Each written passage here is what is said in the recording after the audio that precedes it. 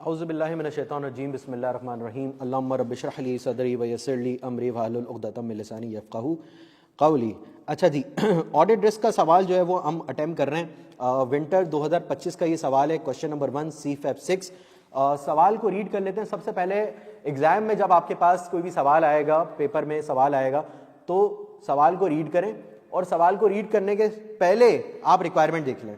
सबसे पहले तरीकेकार ये होगा कि मैं सवाल की रिक्वायरमेंट देख लूंगा। सर रिक्वायरमेंट क्या कह रही है? Identify and explain the audit risk. Identify and explain the audit, इसका मतलब मुझे ऑडिट रिस्क को आइडेंटिफाई भी करना है और एक्सप्लेन भी करना है। सर आइडेंटिफिकेशन के लिए बड़ा जरूरी है कि मैं हेडिंग्स का इस्तेमाल करूं। बहुत सारे बच्चे हेडिंग नहीं डालते हैं, उससे एग्जामिनर को भी परेशानी होती है कि एक्चुअली ये किस रिस्क को एड्रेस कर रहा है।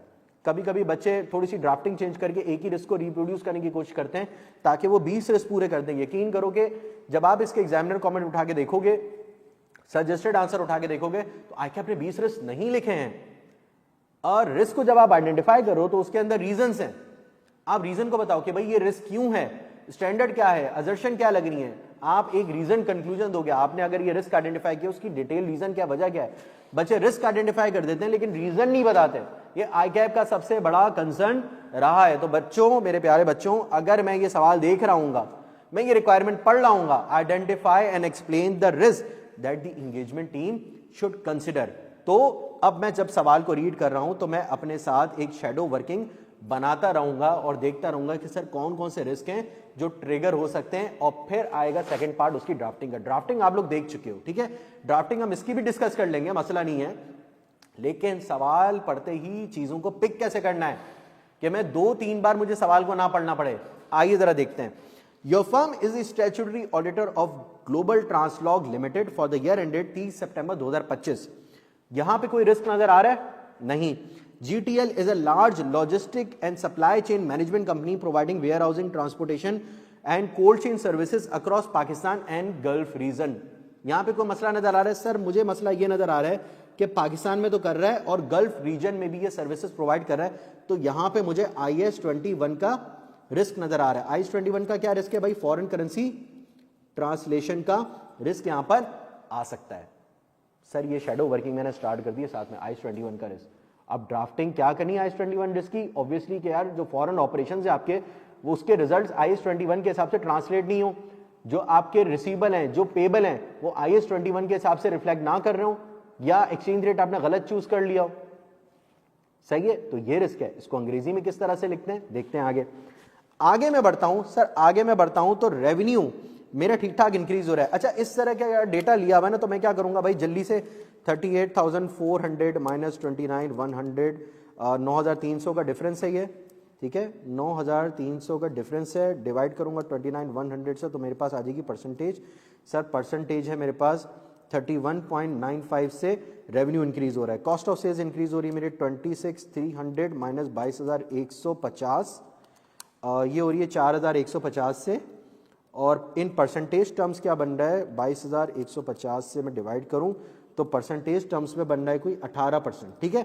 18% से मेरी कॉस्ट ऑफ सेल्स इंक्रीज हो रही है और रेवेन्यू मेरा इंक्रीज हो रहा है 31% से। सर इंटेंजिबल एसेट भी मेरे ठीक ठाक इंक्रीज हो रहे हैं। अच्छा, रेवेन्यू मेरा इंक्रीज हो रहा है और कॉस्ट ऑफ सेल्स मेरे इतना इंक्रीज नहीं हो रहा है, तो यहां पर रेवेन्यू पे तो मैं रिस्क लिख सकता हूं। एक मैनेजमेंट ओवरराइड ऑफ कंट्रोल का रिस्क है और एक रिस्क है मेरे पास रेवेन्यू में फ्रॉड का रिस्क है। Management is in a position या मैनेजमेंट हैज एन इंसेंटिव और pressure to commit fraudulent financial reporting by manipulating revenue records, ठीक है जी। ये रिस्क मैं एकदम से लिख सकता हूं। मैं शैडो वर्किंग बनानी मैंने शुरू कर दिया दोस्तों। इंटेंजिबल एसेट में मैं आता हूं तो इंटेंजिबल एसेट इंक्रीज हो रहा है, लेकिन अभी मेरे पास इंटेंजिबल एसेट से रिलेटेड कोई इंफॉर्मेशन मौजूद नहीं है। मैं राइट ऑफ यूज एसेट देखता हूं, राइट ऑफ यूज एसेट भी मेरा इंक्रीज हो रहा है, लेकिन क्वेश्चन के अंदर अभी कोई इंफॉर्मेशन मैंने जहां तक पढ़ा है मौजूद नहीं है। लॉन्ग टर्म लोन भी मेरा इंक्रीज हो रहा है। सर लॉन्ग टर्म लोन जब मेरा इंक्रीज हो रहा है तो यहां से मेरे कोवेनेंट के रिस्क बढ़ जाते हैं। कोवेनेंट के रिस्क क्या है कि सर अगर आपने ब्रीच कर दिया तो बैंक अपना सारा का सारा पैसा इमीडिएटली डिमांड कर सकता है यहां पे IAS 1 के हिसाब से रिक्लासिफिकेशन का रिस्क आता है। सर अभी तक मैंने 3 रिस्क आइडेंटिफाई कर लिए, IAS 21 का रिस्क आइडेंटिफाई कर लिया, रेवेन्यू का रिस्क आइडेंटिफाई कर लिया, फ्रॉडुलेंट फाइनेंशियल रिपोर्टिंग का और लोन कॉवेनेंट का रिस्क मैंने आइडेंटिफाई कर लिया। अभी तक तो मैंने सवाल को सही तरीके से रीड करना शुरू भी नहीं किया है और 3 रिस्क मेरे आइडेंटिफाई हो चुके हैं। अगला देखते हैं कि customer advances. Sir customer advances मेरे, अब अगर मैं ये बात करूं तो 1650 माइनस 1050 तो ये बढ़ता है 600। 600 को अगर मैं डिवाइड करूं 1050 से तो बनता है 57%। सर अब यहां पे कुछ एनालिटिकल करके देखें, प्लॉजिबल फाइनेंशियल इंफॉर्मेशन इस तरह से कुछ करके देखें। सर अब मेरा रेवेन्यू जो इंक्रीज हो रहा है ना वो आप देखें कि 31% से इंक्रीज हो रहा है, लेकिन अगर मैं डेफर्ड रेवेन्यू किया, कस्टमर एडवांसेस की बात करूं तो वो सिर्फ 57% से ज्यादा इंक्रीज हो रहा है और रेवेन्यू मेरा इंक्रीज हो 31। तो यहां पर एक मुझे मिसमैच नजर आता है। वो मिसमैच ये है कि हो सकता है कि कुछ कस्टमर का एडवांस पड़ा रह गया हो और वो रेवेन्यू के अंदर ट्रांसलेट ना हुआ हो despite satisfaction of performance obligation as per IFRS 15। Sir ये चौथा रिस्क था जो मैंने आइडेंटिफाई कर लिया है। यहां पर मैं कितने रिस्क आइडेंटिफाई कर चुका हूं, मैं जरा लिखना शुरू कर दूं। सर यहां पर मैं पहला रिस्क ये आइडेंटिफाई कर चुका हूं, दूसरा रिस्क ये आइडेंटिफाई कर चुका हूं, तीसरा ये आइडेंटिफाई कर चुका हूं, चौथा ये आइडेंटिफाई कर चुका हूं। अभी तो मैं एडिशनल इंफॉर्मेशन की तरफ बढ़ रहा हूं। ठीक है जी, आइए। During the year GTL completed a major digital and sustainability transformation program. The key details of the program are as follows. पढ़ते हैं।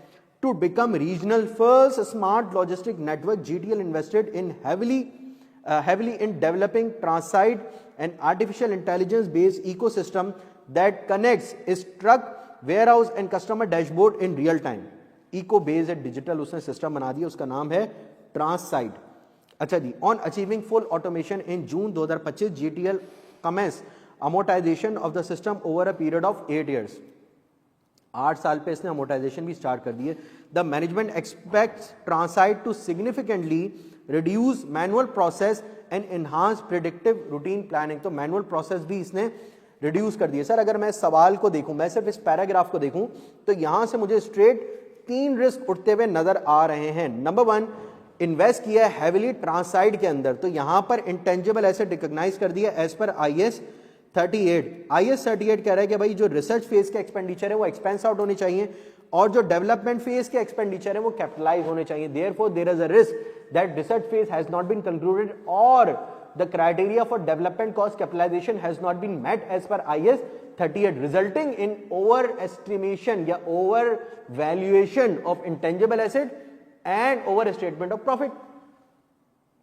सिंपल, ये तो कैफ लेवल की ड्राफ्टिंग है। मैं सीए फाइनल पे आया ही नहीं हूं दोस्त, ये तो कैफ लेवल की ड्राफ्टिंग में आपको बता रहा हूं। ये आपने रिस्क आइडेंटिफाई कर लिया, 5वां रिस्क था जो मैंने आइडेंटिफाई किया।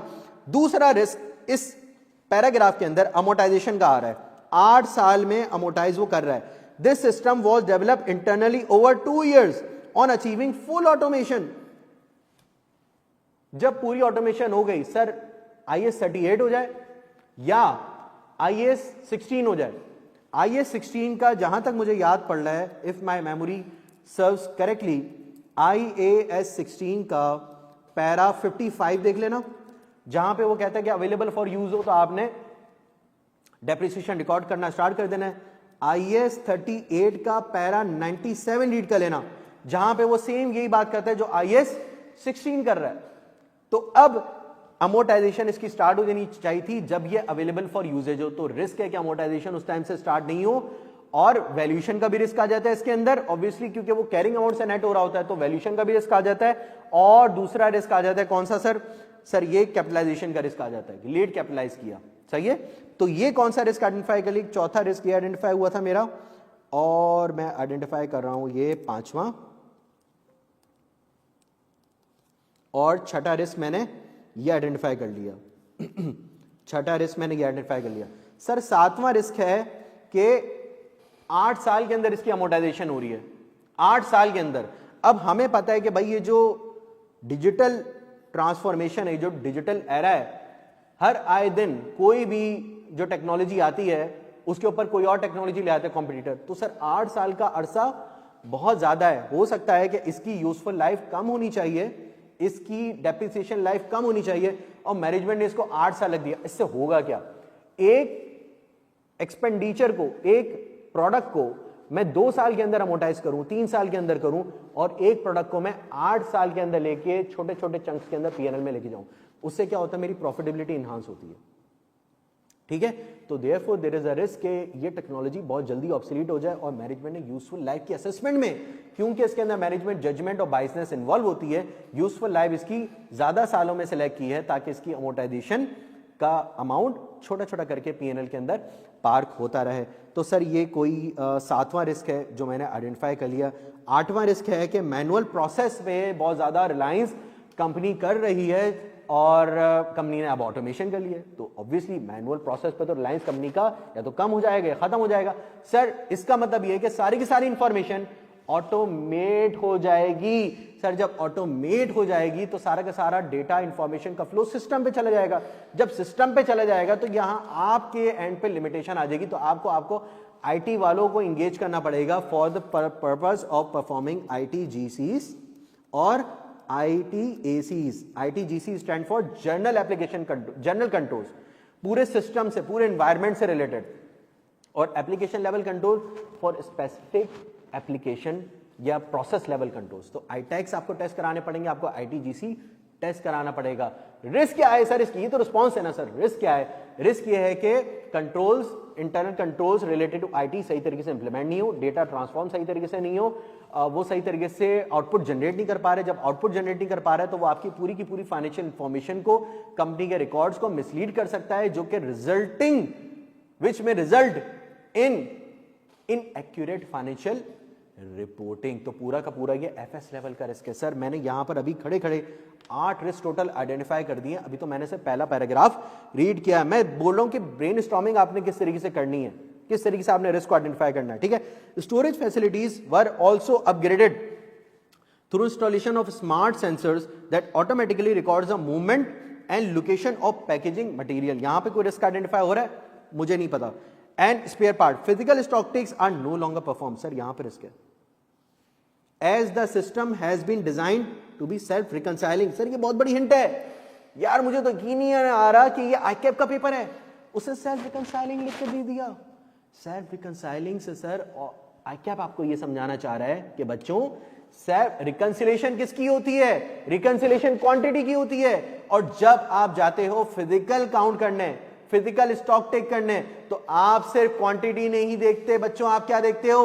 उसकी कंडीशन, उसकी हेल्थ भी देखते हो, जो असेस करने के लिए काम आती है एनआरवी के प्रोडक्ट की उस वक्त कंडीशन क्या है, मार्केट के अंदर वो उतने का बिक सकता है जो मैनेजमेंट ने डिसाइड किया हो। ऐसा तो नहीं है इसकी एनआरवी कॉस्ट से नीचे हो गई, therefore there is a risk that management may not have recorded the inventory as per lower of cost or net realizable value। बोलो वाह वाह वाह वाह वाह वाह। तो ये जो फिजिकल स्टॉक टेक कर रहा है, सेल्फ रिकंसिलिएशन कर रहा है, ये सिर्फ रिकंसिलिएशन कर रहा है, ये इन्वेंटरी के हेल्थ को चेक नहीं कर रहा, ये कंडीशन को वेरीफाई नहीं कर रहा। Therefore there is a risk of management not recognising inventory at lower of cost और नेट रियलाइजेबल वैल्यू। सर ये 9th रिस्क है जो मैंने यहां पर आइडेंटिफाई कर लिया। मजे से कर पाए थे, ये कर पाए थे। आगे बढ़ो। As a part of its go green 2025 initiative, GTL replaced most of it diesel truck with electric truck. Diesel truck बेच दिए, इलेक्ट्रिक ट्रक ले लिए। Source from eco fleet FZE, a UAE based company that holds 20% shareholding GTL। Sir GTL कौन है भाई? हम ही हैं। कौन है GTL? सर हम ही हैं। सर FZE जो दुबई बेस्ड कंपनी है, उसकी 20% शेयर होल्डिंग किसमें? हमारी कंपनी में। तो ये क्या है? Related party. ये क्या है sir? This is related party. ये 10वां रिस्क मैंने आइडेंटिफाई कर दिया, रिलेटेड पार्टी का। आगे बढ़ते हैं। Under the agreement the GTL will use the truck for 5 years against fix quarterly payments, after which it में परचेज द फ्लीट। सर ये मुझे बू आ रही है किसी इसकी, IFRS 16 की, लीज अकाउंटिंग। ये कौन सा रिस्क आइडेंटिफाई हो गया? 11वां रिस्क आइडेंटिफाई हो गया। सर और कोई रिस्क दिख रहा है इसके अंदर? और कोई रिस्क? एक रिस्क है जो आप मिस कर रहे हो। कौन सा? कौन सा? नहीं वो नहीं, ये इसके अंदर जो रिस्क है। नहीं, पहली लाइन रीड करो, पहली लाइन रीड करो। रिप्लेस डीजल, समझ गए? नहीं, अरे यार वो डीजल ट्रक को स्विच करे किससे? इलेक्ट्रिक ट्रक से। इलेक्ट्रिक ट्रक किससे ले रहा है? Related party. पहुंचे नहीं यार, बेचेगा। हाँ सर बेचेगा तो, अरे भाई बेचेगा तो sales proceed minus book value, अब क्या आ गया, गेन आ गया या लॉस आ गया? तो गेन या loss might not have been accurately recorded या करेक्टली कंप्यूटेड। ये कौन सा रिस्क आ गया सर? ये 12वां रिस्क था। तो एक 4 लाइनों वाले पॉइंट से मैंने कितने 4 रिस्क निकाल दिए, 3 रिस्क निकाल दिए। हाँ 3 निकाले ना, 10 11 12 3 रिस्क निकाल दिए सर आराम से। ये चल रहा है, इस तरह के दिमाग चल रहा है? नहीं, कोई बात नहीं, चलना शुरू हो जाएगा। To strengthen its market reputation with international clients, GTL engaged Ecometrics consultant to assess and obtaining carbon neutral logistics certification। Marketing expense कर रहा है, क्या कर रहा है सर? मार्केटिंग एक्सपेंस कर रहा है अपनी रेपुटेशन बढ़ाने के लिए। The related consultancy and verification cost amounting to 95 million were included in intangible asset. Sir वो तो हमें पहले ही शक हो गया था कि ऊपर वो कैपिटलाइजेशन पे उसका ज्यादा ध्यान हो सकता है। सर ये एक और इसका है कि मार्केट रिलेटेड कैपिटल एक्सपेंडिचर नहीं होता है, वो कहां होना चाहिए? वो एक्सपेंस आउट होना चाहिए। IS 38 का क्राइटेरिया मीट कर रहा है। As management believes that certification will engage enhance GTS reputation over several, कितना ईयर, कब तक रेपुटेशन उसकी बड़ी रहेगी भाई? हाँ समझ में आ रहा है? तो ये मार्केट रिलेटेड जितने भी स्टंट्स हैं, एक्सपेंडिचर, वो सारे के सारे कहां होते हैं? एक्सपेंस आउट होते हैं। Therefore there is a risk that management might not have expense out these, और वो कैपिटलाइजेशन क्राइटेरिया मीट नहीं करे, इस तरीके से रिस्क इसका आएगा। तो ये कोई 13th रिस्क था जो मैंने इधर मेंशन कर दिया है। To finance sustainability targets, to finance sustainability targets GTL obtained a USD 10 million green transition loan from international development bank. क्या लिया भाई? लोन लिया है इंटरनेशनल डेवलपमेंट बैंक से। The facility carries a concessional interest rate conditional upon maintaining at least 50% of GTL's fleet as electric fleet and submitting an externally verified carbon emission each reporting date। So sir covenant वाला जो risk है वो हम already लिख चुके हैं। इससे related और कोई रिस्क नजर आता है तो सोचो और देखते हैं। अब सवाल को अच्छी तरीके से और मजीद रीड कर लो। कोई और रिस्क नजर आता है? हाँ जी, टोटल कितने रिस्क आइडेंटिफाई कर लिए अब तक? हमने कोई 13-14 रिस्क आइडेंटिफाई कर लिए। ठीक है, अब इन रिस्क को आराम से ड्राफ्ट करो वेल रीजन कंक्लूजन के साथ, और देखो कोई और रिस्क नजर आते कि नहीं आते। वीडियो को यहीं पे पॉज कर देना। नहीं, ये ऑटो पॉज नहीं था भाई, मैं रुक गया था। पॉज करो ना, उसके बाद फिर आप इसका जो सजेस्टेड आंसर है, जो सोल्यूशन है, जो मैं आपको प्रोवाइड कर रहा हूँ अपनी ड्राफ्टिंग के हिसाब से, वो आपने मैच करना है कि आपने उस तरह की वर्डिंग लिखी है नहीं लिखी है। और मैं डिटेल लेवल पे डिस्कस भी करूंगा कि इस तरह की वर्डिंग को कैसे डेवलप किया जाता है, जो प्रीवियस लेक्चर में ऑलरेडी मैं डिस्कस कर चुका हूँ। ठीक है, पॉज का बटन दबाओ, पॉज नीचे ये रहा, दबाओ जल्दी दबाओ। Good.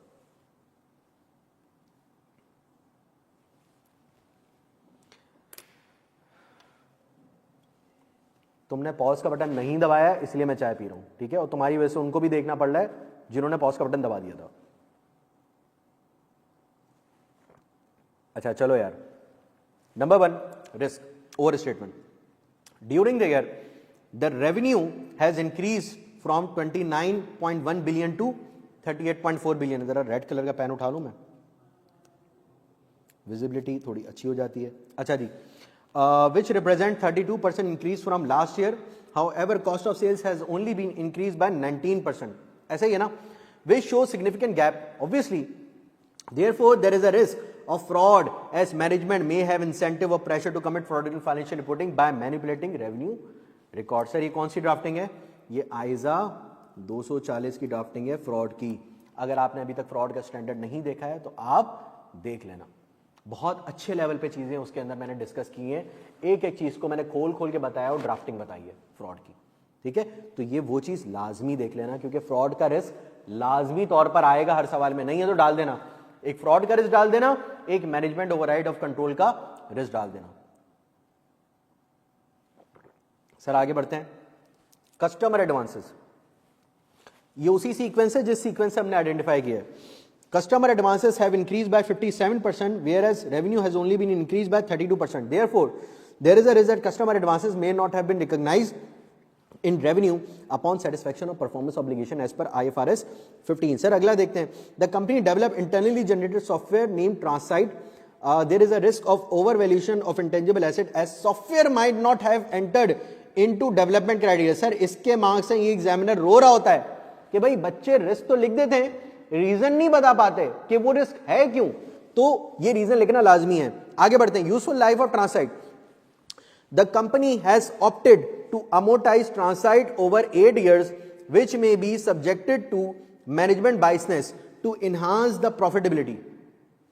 To enhance the profitability, rapid changes in technology may cause Transite to obsolete in few years. Therefore, there is a risk of overstatement of profitability due to incorrect selection of useful life. I don't think कि sir इसकी कोई complex drafting मैंने की है, ये already मैं discuss कर चुका हूं. अगर सर फिर भी ड्राफ्टिंग के अंदर कोई मसला आ रहा है तो बात करो ना मुझसे, फोन उठाओ ना, मोबाइल उठाओ, बात करो. सही है, मेरा नहीं उठाना भाई, ये तो मेरा है, अपना उठाओ. Amortisation. Management started the amortisation once full automation was achieved. पकड़ा था ये.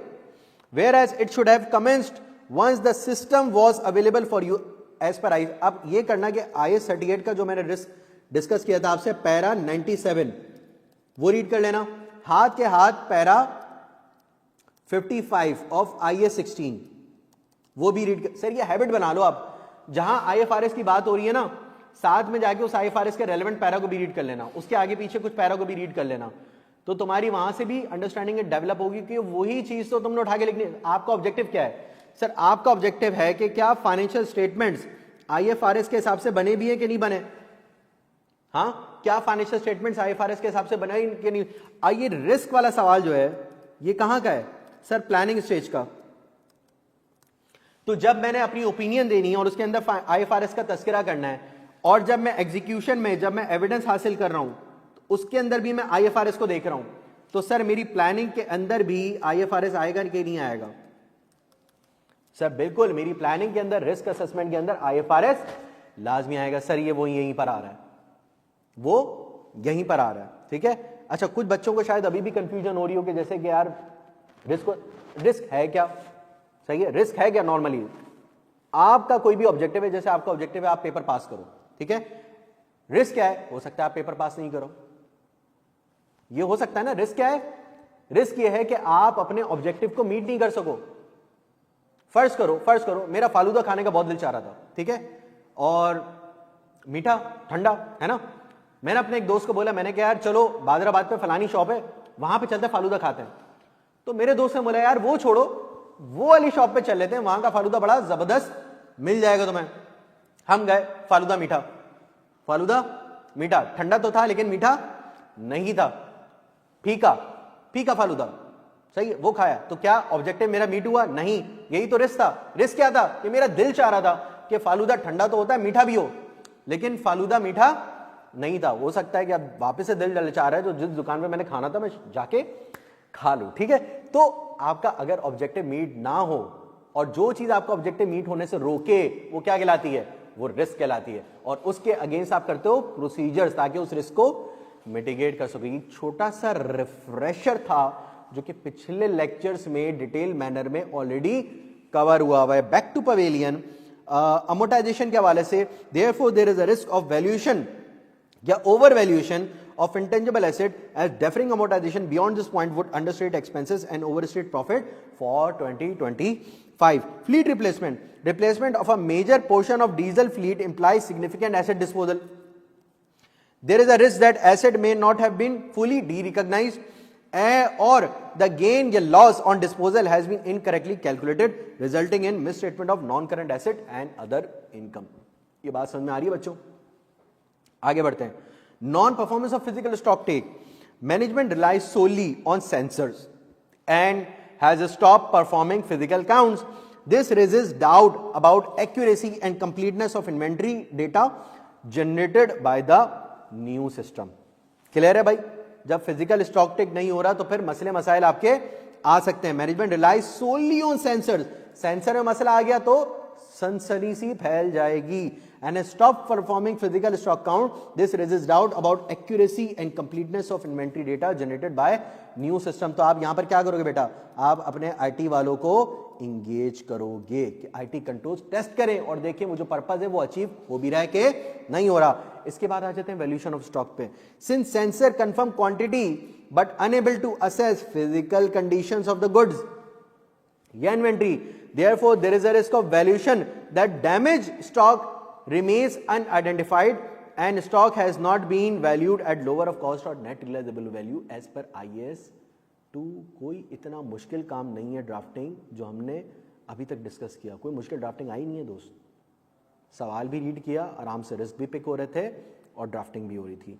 आगे बढ़ते हैं, automation, reduced manual processing. The company has achieved automation and has reduced dependence on manual processes. Therefore, there might be errors in system transformation, upgradation, data processing, etc., which may affect the reliability and accuracy of the information used in the preparation of financial statement। अच्छा, IT control से related है, मेरे internal control का जो chapter है इंतहाई detail में। Obviously मैंने 4 साल इंटरनल ऑडिट में काम किया है। जिस बंदे ने 4 साल इंटरनल ऑडिट के अंदर काम किया है उससे बेहतर आपको इंटरनल कंट्रोल्स कौन बता सकता है। तो डिटेल लेक्चर्स पोर्टल पे ऑलरेडी अवेलेबल हैं, हर सिग्निफिकेंट साइकिल के रिस्क मैट्रिक्स भी हैं, इंटरनल कंट्रोल मैट्रिक्स भी अवेलेबल हैं, और आईटी के ऊपर सेपरेटली 3 चैप्टर 3 लेक्चर्स बड़े मौजूद हैं प्रैक्टिकल इनसाइट के साथ। तो आप वो लेक्चर्स लाजमी तौर पे देखना, तो ये सवाल तो आपको बच्चा लगेगा, ठीक है। अच्छा जी, related party transaction, 5 year lease of electric truck with share holder holding 20% of GTL equity is a related party transaction. Such transaction must be at arm's length transaction and properly disclosed. There is a risk that the terms, specifically the purchase option at 40% cost, may not be at arm's length. अब arm's length transaction है ना, transaction है, ठीक है। आप अपनी related party से term agree कर दो या किसी भी पार्टी से टर्म एग्री कर दो, उसके अंदर 2 इंपॉर्टेंट कंपोनेंट हैं। कौन कौन से सर? एक कंपोनेंट है कॉस्ट और दूसरे कंपोनेंट है टर्म्स, कि कब डिलीवरी होगी, क्या डिस्काउंट होगा, क्या रिटर्न पॉलिसी होगी, ये सारा आता है टर्म्स के अंदर। सर कॉस्ट को तो आप मार्केट से कंपेयर कर सकते हैं, OLX से जाके देख लिया आपने, पाकवीन से जाके देख लिया, या किसी और सिमिलर मार्केट से आपने जाके कॉस्ट कंपेयर कर ली। लेकिन जो टर्म्स है ना, टर्म्स को कंपेयर करना बड़ा मुश्किल और चैलेंजिंग टास्क हो सकता है, ठीक है। तो यहीं पर आता है आपका सिग्निफिकेंट रिस्क। वो क्या है कि भाई ये जो स्पेसिफिकली ये जो परचेज ऑप्शन की टर्म्स है ना, may not be at arms length and management may have failed to disclose the nature and amount of transaction as per IAS 24। सही है भाई। इसके प्रोसीजर कहां जाएंगे? आइजा 550 भाई, चैप्टर वैप्टर की कहानी नहीं है यहाँ पे, आइजा 550, ठीक है, 50 मेरा भाई 50। तो सिग्निफिकेंट रिस्क जो हमेशा रिलेटेड पार्टीज का रहता है वो टर्म्स पे रहता है। भाई कॉस्ट अग्री हो गई, टर्म है कि भाई पैसा जब देना जब तुम्हारा दिल चाहे, ये क्या बात हुई? ये मार्केट नॉर्म्स है?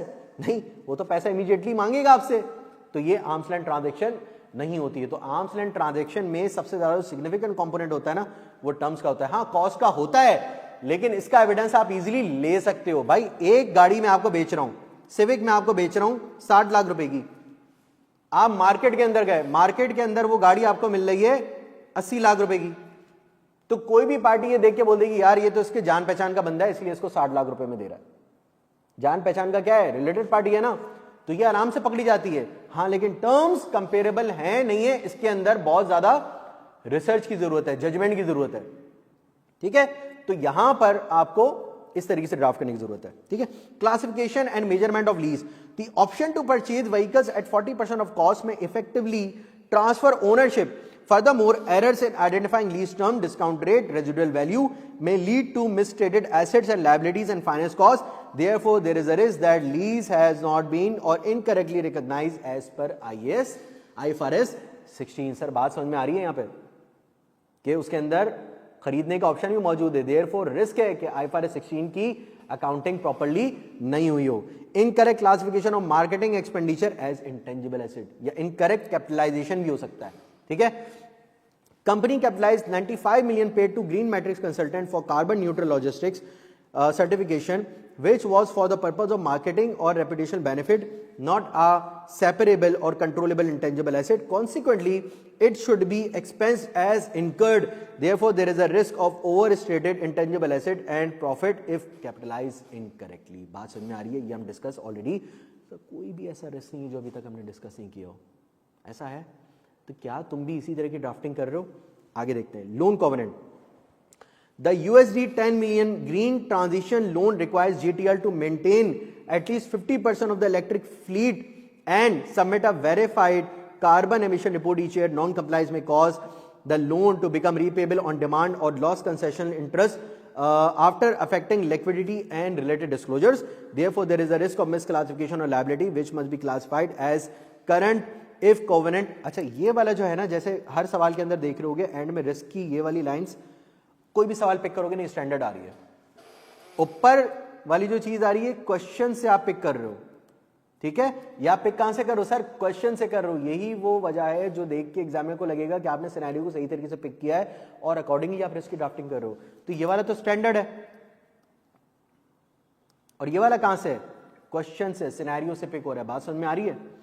फिर concession loan, there is a risk that GTL may not account for concession loan in accordance with applicable IFRS if the loan is recorded at face value instead of fair value as required by IFRS 9.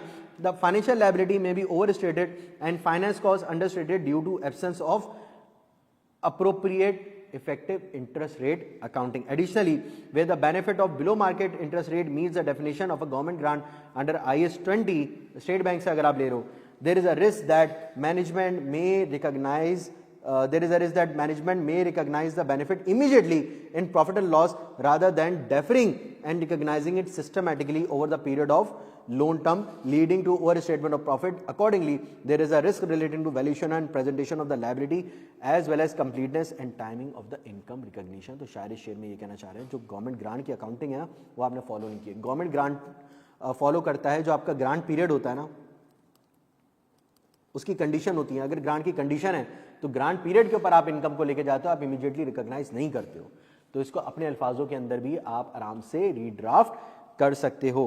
Foreign currency translation, जो उसने सबसे पहले identify किया था, GTL has significant foreign currency transaction exposure arising from its USD denominated loan, Gulf based lease liability and revenue streams.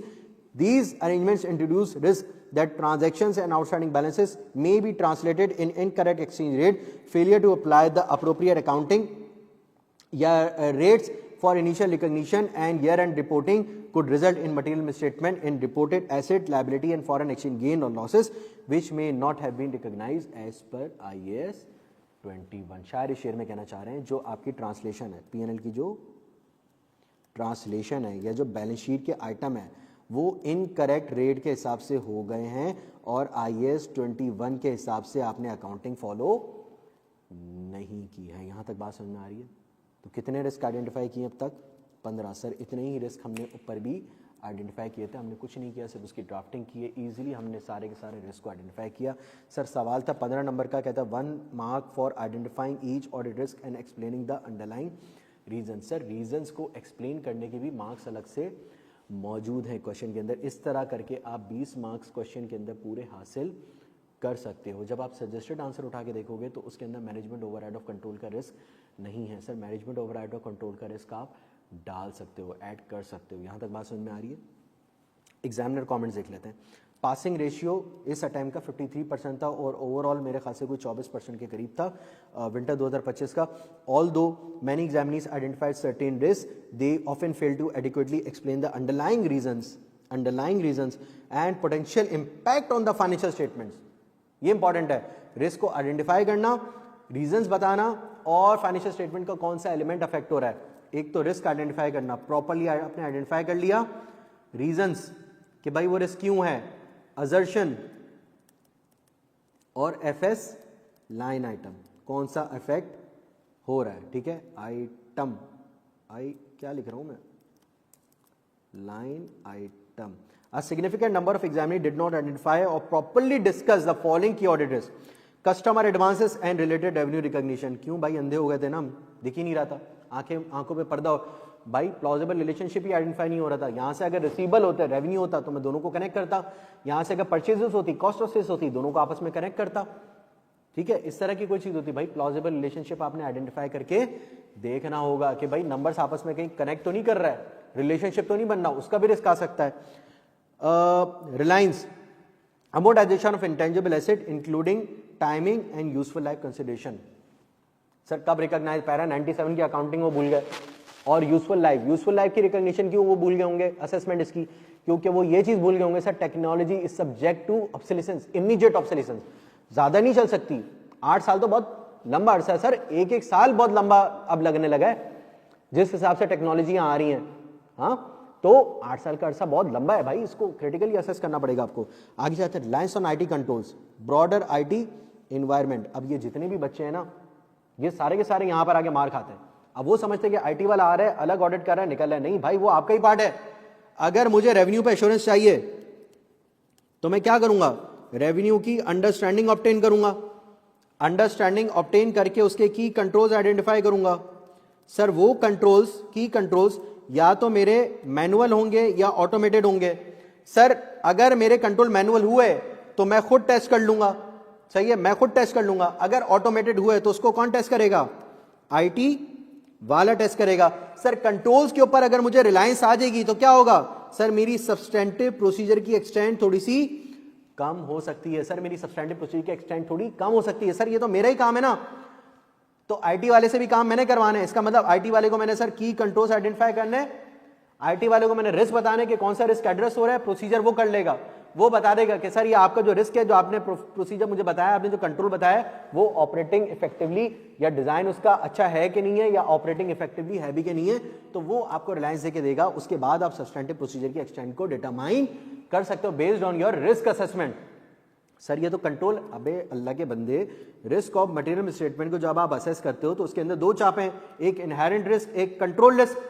Inherent risk का तो आप कुछ बिगाड़ नहीं सकते, मैनेजमेंट कंट्रोल्स लगाती है, आप नहीं लगाते, मैनेजमेंट कंट्रोल्स लगाती है ताकि वो फाइनेंशियल रिपोर्टिंग को बेहतर से बेहतर कर सके। सर आप सिर्फ कंट्रोल्स को असेस करते हो, आप सिर्फ कंट्रोल को असेस करते हो ताकि आप सब्सटेंटिव प्रोसीजर की एक्सटेंट को डिटरमाइन कर सको। सर सब्सटेंटिव प्रोसीजर के एक्सटेंट को डिटरमाइन कर सको, इसका मतलब ऑडिट रिस्क को ओवरऑल असेस कर सको, कंट्रोल कर सको। Audit risk is equal to risk of material statement into detection risk. Sir ये जितना कंट्रोल रिस्क मेरा ज्यादा होगा बाय डिफॉल्ट मेरा ऑडिट रिस्क बढ़ेगा।